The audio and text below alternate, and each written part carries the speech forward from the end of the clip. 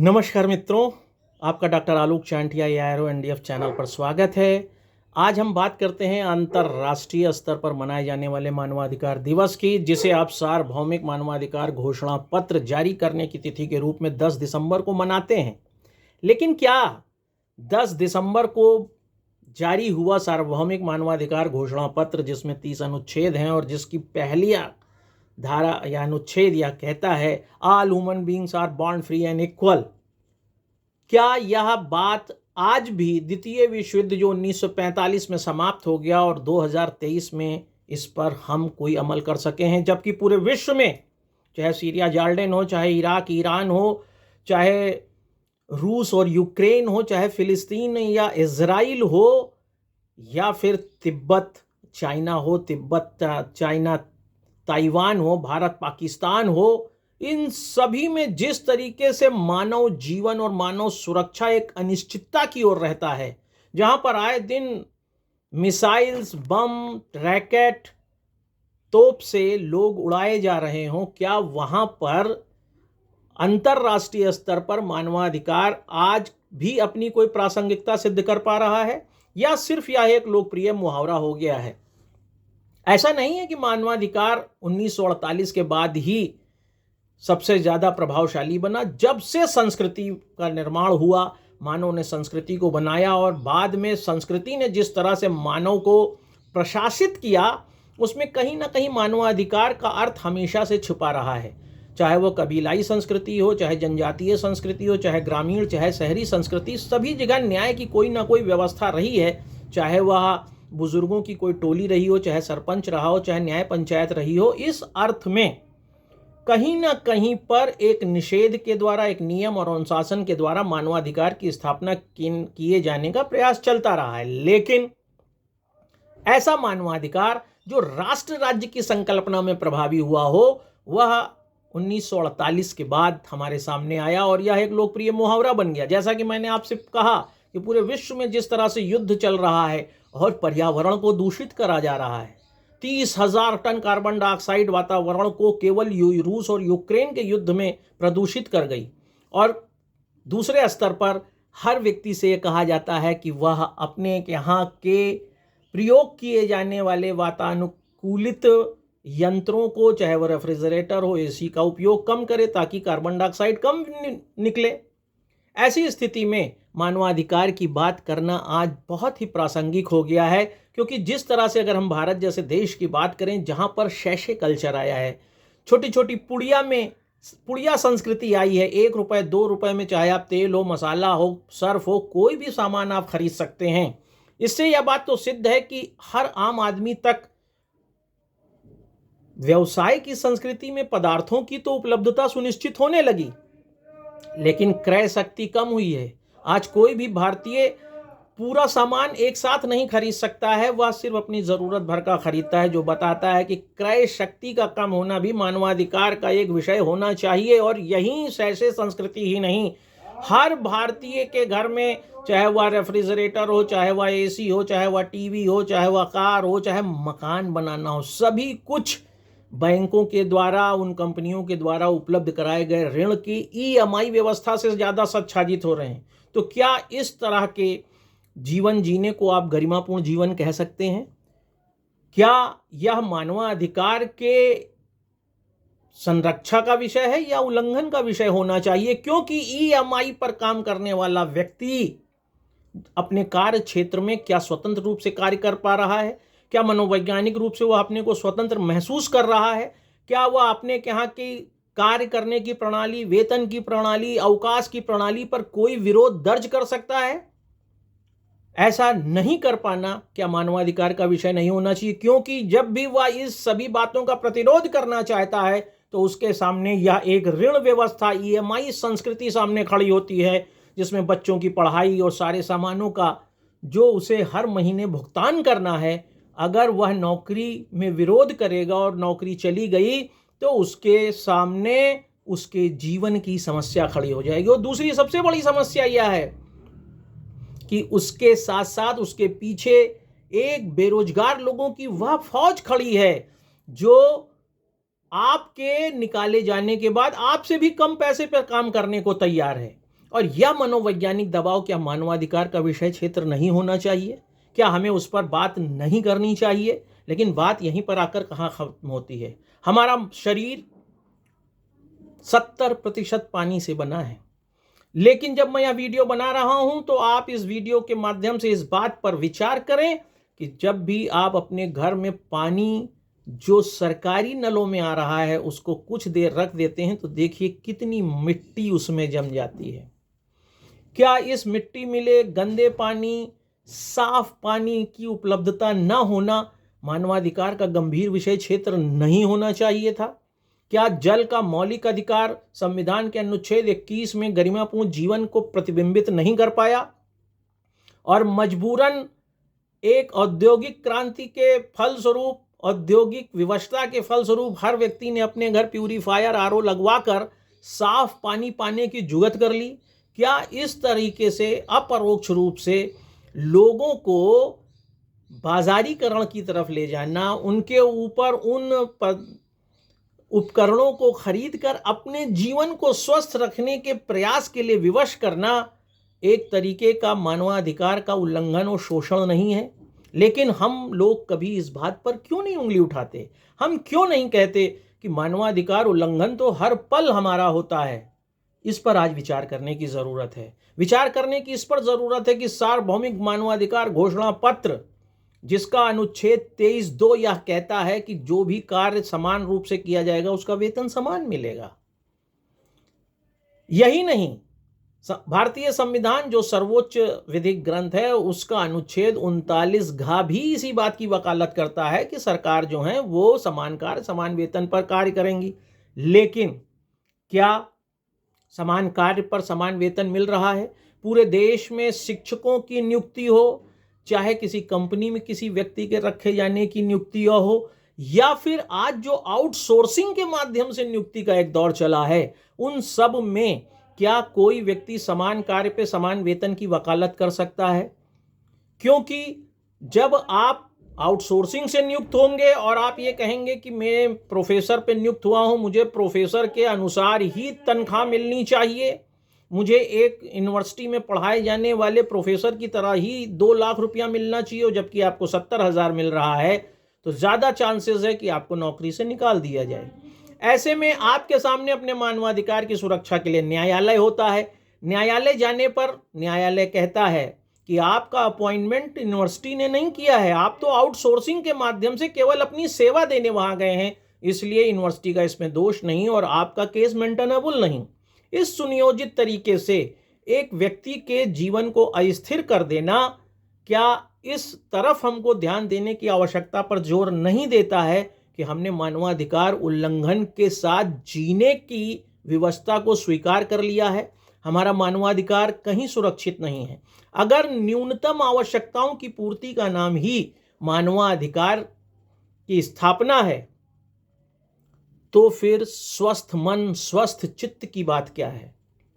जब हर पल हम पर यह दबाव है कि अब हम किसी के प्रसाद प्रयत्न ही जीवन अपना काट पाएंगे, नौकरी हमारी रहेगी, जैसा कि भारत में 6 दिसंबर 1962 के बाद होम गार्ड लोगों की स्थितियां हैं, जिन्हें वेतन पर तो रखा जाता है 5200 से 20,000 पे, 2000 ग्रेड पे होता है, लेकिन वह एक आईपीएस अधिकारी जो कमांडेंट का होता है उसी के प्रसाद प्रयत्न वो नौकरी पर रहते हैं। इनकी नौकरी 3 से 5 साल की होती है, लेकिन आपको सुन के ऐसा लगेगा कि यह वेतन पाते हैं, लेकिन वेतन नहीं पाते हैं। ये इनको दिन के हिसाब से पेमेंट होता है, जितने दिन ये काम करेंगे उतने दिन में इन्हें 876 रुपए के हिसाब से प्रतिदिन के हिसाब से गुणा करके भुगतान किया जाएगा। हो सकता है कभी कभी इन्हें कोई काम ही ना मिलता, हो सकता है 4 दिन, 5 दिन, 10 दिन काम मिलता हो। पहले इन्हें जब ये किसी दूसरे शहर में सुरक्षा के लिए, ट्रैफिक के लिए भेजे जाते थे तो इन्हें कुल 30 रुपया मिलता था। मोंटेक्सो एलुवालिया ने कभी कहा था कि शहरों में 32 रुपया चाहिए खाने के लिए, लेकिन इन्हें 30 रुपया मिलता था। ऐसे में आप स्वयं सोचिए कि क्या होमगार्ड की नौकरी, जो कि पूरी तरह अस्थायी है और उससे केवल एक कमांडेंट के आशीर्वाद स्वरूप नौकरी में बने रहना है, तो क्या वह कभी अपनी अस्मिता, अपनी गरिमापूर्ण जीवन की वकालत कर सकता है? और अगर वह वकालत कर लेगा तो क्या वह नौकरी में बना रह सकता है? ऐसे में उसे चुपचाप सिर्फ अपने परिवार, अपने जीवन को चलाने के लिए अपने अधिकारी के नियमों का पालन करना है। और यहीं पर आकर नियम में सबसे बड़ी विसंगति वो समय दिखाई देती है। कहने को 8 घंटे नौकरी होती है, लेकिन फिर आप कैसे कह सकते हैं 8 घंटे बाद हम काम नहीं करेंगे? हो सकता है आपकी इस बात में कानूनी दांवपेच होने के कारण अधिकारी आपकी बात मान ले और आपसे 8 घंटा काम कराएं, लेकिन हो सकता है दूसरे दिन से आपको काम पर बुलाया ही ना जाए। वो कहते हैं कोई आवश्यकता भी नहीं है। अब ऐसी स्थिति में एक तरफ अपने घर को चलाना, धन की आवश्यकता, दूसरी तरफ अपने मौलिक अधिकार, गरिमापूर्ण जीवन की सुरक्षा के बीच में फंसा एक मानव अंत में यह स्वीकार करता है कि उसे जीवन जीने के लिए इन सब बातों को स्वीकार करना पड़ेगा। ज़्यादातर लोगों से आपने सुना होगा कि यह सब तो चलता है। इससे भी बड़ी बात यह है कि जब आपका मानवाधिकार उल्लंघन होता है, खासतौर से अंतर्राष्ट्रीय सार्वभौमिक मानवाधिकार घोषणा पत्र के दिन, आपको इस बात को जानना चाहिए कि जब आपका मानवाधिकार उल्लंघन होता है और आपको लगता है कि एक न्याय प्रणाली है, वो भी न्याय प्रणाली स्तरीकरण में है, हाई कोर्ट भी है, सुप्रीम कोर्ट है, और आप जब 226 अनुच्छेद में जाते हैं, हाई कोर्ट 32 अनुच्छेद में जाते हैं, सुप्रीम कोर्ट, तो वहाँ पर प्राथमिक स्तर पर आपका मानवाधिकार उल्लंघन हो चुका, जिसके लिए आप न्याय में गए हैं। न्यायपालिका की जटिलता में जब आप फंसते हैं तो आपको अपने प्रकरण में लड़ने में 10-10 साल लग जाते हैं। लेकिन कभी क्या न्यायपालिका यह सोचती कि उस 10 साल के बीच में यह व्यक्ति अपनी उन न्यूनतम आवश्यकताओं को पूर्ण कैसे करेगा, कहां से लाएगा? ये एक हास्यास्पद स्थिति है कि इस देश में या विश्व में अपराधियों के लिए तो न्याय व्यवस्था में मानवता और मानवाधिकार की बात है कि वह अपराधी का डॉक्टर देखने भी आएगा, उसे भोजन भी रोज मिलेगा, उससे काम भी लिया जाएगा, काम का भुगतान भी होगा, अच्छे काम के लिए उसे पैरोल पर भी छोड़ा जा सकता है, उसकी सजा भी कम हो सकती है। लेकिन एक व्यक्ति जिसने अपनी रोटी कमाने के साधन खो दिए हैं और इसलिए उसने न्याय की शरण में हो गया है, उसके लिए न्यायालय कभी भी प्राथमिक स्तर पर यह नहीं सोचता कि जब यह अपनी रोटी के ही संयोजन के लिए मेरे सामने आया है, तो अगर इसको हमने तत्काल रिलीफ नहीं दिया तो न्यायालय के दांवपेच और जटिलता और प्रक्रिया में यह व्यक्ति कितने दिन तक अपने जीवन से संघर्ष करेगा, इसकी रोटी कहाँ आएगी? क्या इस क्रूरतापूर्ण व्यवहार और उपेक्षापूर्ण व्यवहार को जघन्य मानवाधिकार उल्लंघन के रूप में कभी न्यायपालिका ने देखा या लोगों ने इस पर विचार किया कि एक मानवाधिकार उल्लंघन के बाद न्यायपालिका की जटिलता के द्वारा जो मानवाधिकार हनन होता है एक नागरिक का, जिसे विश्वास है न्याय पर, विधि पर, और वह अपने घर को बेचता है, सामान गिरवी रखता है और उसके प्राथमिक आवश्यकताओं की पूर्ति के लिए कुछ नहीं होता है, क्या अंतर्राष्ट्रीय मानवाधिकार उल्लंघन पर इसकी वकालत नहीं होनी चाहिए? ऐसे तमाम से वह मुद्दे हैं जिस पर अगर हम ध्यान से देखें, जिस तरीके से अंतर्राष्ट्रीय या सार्वभौमिक मानवाधिकार घोषणा पत्र के अनुच्छेद 23(2) और भारतीय संविधान के अनुच्छेद 39(घ) में समान कार्य के लिए समान वेतन की बात कही गई है, क्या उसकी कहीं भी आप स्थापना देखते हैं? एक वही व्यक्ति लेक्चरर बन के कहीं 5,000 पा रहा है, कहीं 6,000 पा रहा है, कहीं 10,000 और कहीं 1,00,000 पा रहा है। वही व्यक्ति कहीं प्रोफेसर का तमगा लेकर प्राइवेट यूनिवर्सिटी में 70-80 हज़ार पाता है और सरकारी यूनिवर्सिटीज में 2 लाख से ज़्यादा महीना पाता है। यही नहीं, किसी भी प्राइवेट संस्थानों में भी काम करने वाले लोगों का यह सुनिश्चित नहीं है कि उन्हें कितने वेतन पे रखा जाएगा, यह निगोशिएशन पर है। और ऐसे में इस बात का ध्यान नहीं रखा जाता है कि कहने को तो बहुत आसान है कि equal among equals, equality among equals की बात होती ज़रूर है, लेकिन हम कभी इस पे ध्यान देते हैं? हम इस मानवाधिकार हनन की बात कहाँ करें और किससे करें? इस पर हमें चिंतन करना चाहिए। सैद्धांतिक रूप से शिक्षा संस्थानों में अंतर्राष्ट्रीय मानवाधिकार दिवस मनाया जाता है, कक्षाओं में मानवाधिकार के बारे में पढ़ाया जाता है, लेकिन उनके पढ़ाने का जो सैद्धांतिक विमर्श है वह सिर्फ कक्षाओं तक क्यों रहा जा रहा है, ये मानवाधिकार पर समझने की आवश्यकता है। क्या कारण है कि उनकी शिक्षा के बाद नागरिक में संवेदनशीलता अपने मानवाधिकार को लेकर नहीं आ रही है? निश्चित रूप से आप सीधे से कहेंगे कि बढ़ती जनसंख्या, घटते संसाधन और व्यवसाय की कमी, बाजार की जटिलताओं ने मनुष्य को यह मजबूर कर दिया है कि वह सैद्धांतिक बातों को सुनकर सिर्फ अपने सीने में दफन कर ले।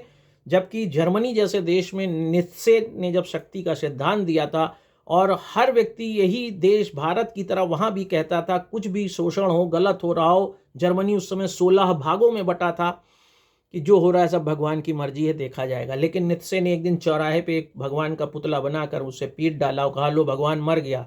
और उसके बाद उसने लोगों को संगठित किया और जर्मनी संगठित हुआ। 16 भाग से वो एक संगठित जर्मनी बना। हैबरमास इसी तरह से थे। चाणक्य को देख लीजिए।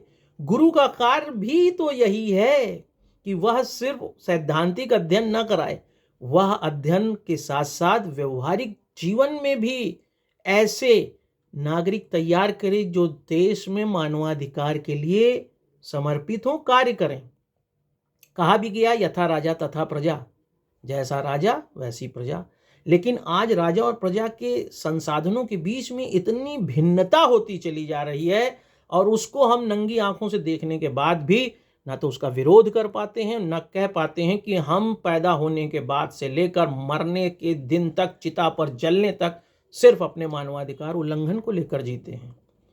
अगर आपको शमशान तक जाना है तो शमशान वाली गाड़ी भी मोल भाव करती है। उस समय सोचती है कि घर के लिए लाश को यहाँ से ले जाना एक मुश्किल कार्य है और वहाँ पर भी वो आपके मानवाधिकार और गरिमा के बजाय अपने व्यवसाय के लिए बात करता है।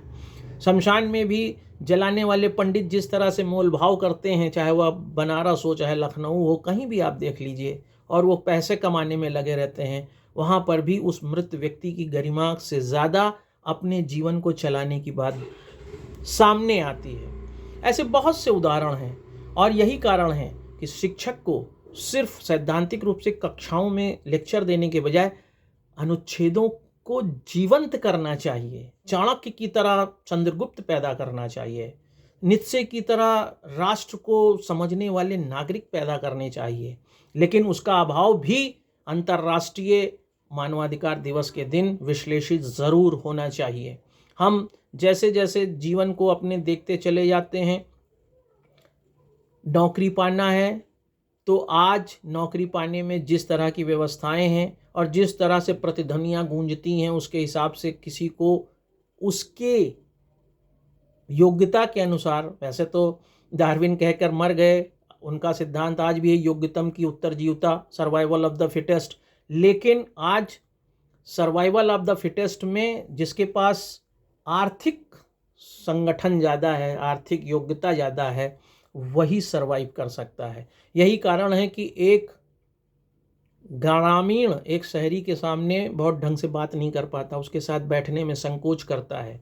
और ये केवल वहाँ नहीं है, अभी भी हमने जाति व्यवस्था के मकड़ जाल में इस बात का ध्यान रखा है कि अगर हम उच्च जाति के हैं तो निम्न जाति के साथ हम बैठे नहीं, और अगर हम बैठे हैं तो वह मेरे साथ न बैठे।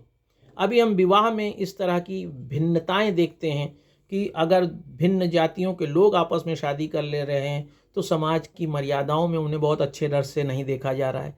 इस रूप में समानता का जो मौलिक अधिकार है वह हमेशा छिन्न भिन्न दिखाई देता है, और हम फिर भी एक औपचारिकता में अंतर्राष्ट्रीय मानवाधिकार दिवस मनाते रहते हैं। आज ज़रूरत इस बात की हम उसे महसूस करें। आज महसूस करें कि हम 1 रुपये की क्रय शक्ति पर आ गए हैं। तब हमारे घर मसाला आता है, हमारे घर नमक आता है, हमारे घर तेल आता है। इससे क्या हम केवल ये मान लें कि हमारी न्यूनतम आवश्यकताओं की पूर्ति हो रही है, लेकिन इससे ये भी है कि हमारा गरिमापूर्ण जीवन चल नहीं रहा है। गरिमा का मतलब है हमारे आंतरिक भावना में यह महसूस होना कि इस पृथ्वी पर सभी जीव जंतुओं में हमें एक श्रेष्ठ जीवन मिला और हमारे जीवन में श्रेष्ठता है, और उसके लिए राष्ट्र की संकल्पना में राज्य सरकारों द्वारा हमें समानता के उस स्तर पर खड़ा किया गया है जहाँ पर हमको यह महसूस हो कि हम पैदा भी स्वतंत्र हुए हैं और मरेंगे भी स्वतंत्र। लेकिन ऐसा होता नहीं है।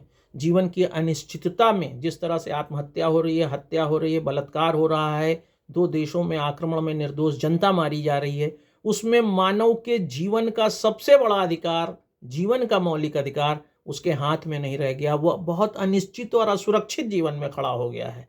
आजीविका के मामले में वह इतना असुरक्षित हो गया है कि अघोषित गुलाम के रूप में वह खड़ा है। पूरे विश्व की बात कर रहा हूं। आज विश्व का मानव एक अघोषित गुलाम है, क्योंकि उसे अपने जीवन को चलाने के लिए अब उस प्रथम मानव ऑस्ट्रेलोपिथेकस की तरह प्रकृति में खुला आयाम नहीं मिल रहा है कि जहां चाहे दौड़ जाए, जहां चाहे जो खा ले। अब सब कुछ निर्देशित है, अनुशासित है।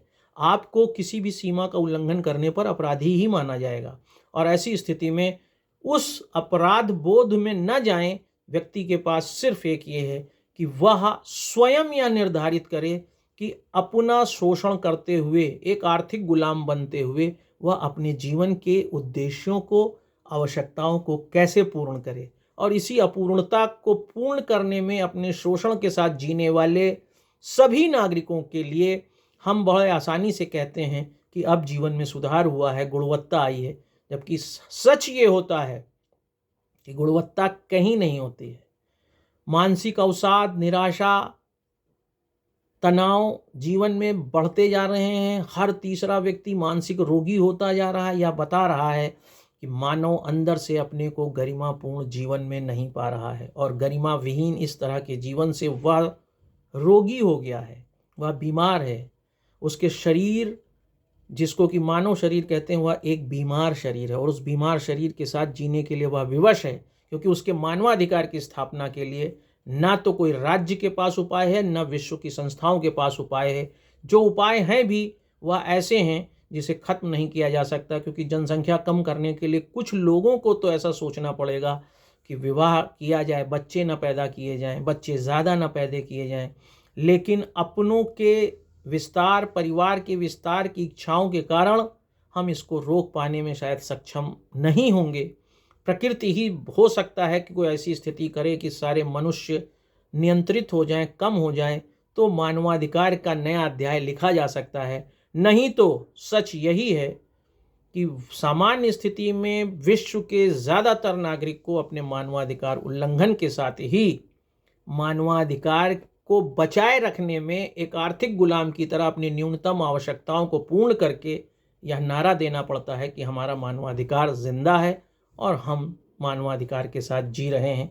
लेकिन इन सारी बातों पर अगर आप विचार नहीं करेंगे तो औपचारिकता में, कक्षाओं में, सम्मेलन में केवल मानवाधिकार दिवस मना लेना और मगिंग करके, याद करके कुछ बातों को किसी के सामने कह देने से मानवाधिकार नहीं होगा स्थापित। हमें वास्तविकता में मनोवैज्ञानिक स्तर पर, व्यवहारिक स्तर पर अपने जीवन के आकलन से समझना होगा कि सुबह से शाम तक हम कहाँ कहाँ महसूस करते हैं कि हमारा यहाँ पर अपमान हो गया, हमारी यहाँ पे उपेक्षा हो गई, यहाँ पर हमारी आवश्यकताएं पूर्ण नहीं की गईं, और वह सारी स्थितियाँ आपके मानवाधिकार उल्लंघन की हैं। और यही सबसे बड़ा पैमाना है अपने मानवाधिकार और मानवाधिकार उल्लंघन को समझने का, जिसकी आज बहुत आवश्यकता है। जिस दिन आप इस आवश्यकता के साथ संवेदनशील बनेंगे और संतोषम परम सुखम के सिद्धांत में, उस संतोष में चाहे जैविक आवश्यकताओं की पूर्ति हो, चाहे आर्थिक आवश्यकता की पूर्ति हो, सभी में नियंत्रण कर लेंगे, तब जीवन आपका उस ओर जाएगा जहाँ पर मानवाधिकार मानसिक रूप से स्थापित होगा। मानसिक बीमारियों का बढ़ना इस बात का परिचायक है कि मनुष्य समाज और देश और विश्व में रहते हुए सामंजस्य नहीं स्थापित कर पा रहा है। वह अपने को कम पा रहा है, उपेक्षित पा रहा है, और उसकी सारी आवश्यकताएं अंदर ही घुट के मर रही हैं। वह आत्महत्या इसीलिए कर रहा है। पड़ती आत्महत्याएं यह बताती हैं कि वह जानता है मेरा मानवाधिकार उल्लंघन है और उसको कोई ध्यान नहीं दे रहा है। जिस दिन आप मनोवैज्ञानिक स्तर पर मानवाधिकार को समझेंगे और मैक्स वेबर के वर्स्टेहन के सिद्धांत के अनुसार, जिसका मतलब ही यही है कि आप उस व्यक्ति से पूछें जो मानवाधिकार का जीवन जीना चाहता है, लेकिन उसके जीवन में वो चीज़ है या नहीं, या वो बताए। अगर वह महसूस कर रहा है मेरा मानवाधिकार उल्लंघन है, तो आपको मानना चाहिए मानवाधिकार उल्लंघन चल रहा है। केवल दूर से सैद्धांतिक रूप से मानवाधिकार शब्द और इस मुहावरे को केवल समाज, विश्व में उछालते रहने से मानवाधिकार की स्थापना नहीं होगी। मानवाधिकार के इस मौलिक विचार को अगर आप अच्छा समझें तो इसे दूर तक ले जाएं, क्योंकि मानवाधिकार पर नए तरह से सोचने की आवश्यकता है। हमारी मुट्ठी में वास्तव में क्या है गरिमापूर्ण जीवन के लिए, उस पर बहस करने की आवश्यकता है, ताकि हम जीवन को यथार्थ में पूर्ण रूप से जी सकें और अखिल भारतीय अधिकार संगठन का यह प्रयास सफल हो सके कि गरिमापूर्ण जीवन को जीने के लिए लोगों में जागरूकता आ रही है। मैं आलोक चांटिया आपके सभी को सार्वभौमिक मानवाधिकार घोषणा पत्र के प्रकाश में अंतर्राष्ट्रीय मानवाधिकार दिवस की शुभकामना देता हूं और यह आशा करता हूं कि फिर किसी ऐसे ही ज्वलंत मुद्दे पर आपके साथ होंगे। केवल सिद्धांत, केवल अनुच्छेद पढ़ने से और उनके वीडियो बनाने से और अपने व्यूअर्स बढ़ाने से कुछ नहीं होगा, जब तक हम संवेदनशील और पूर्ण मानव बनने की ओर अग्रसर नहीं होंगे। नमस्कार।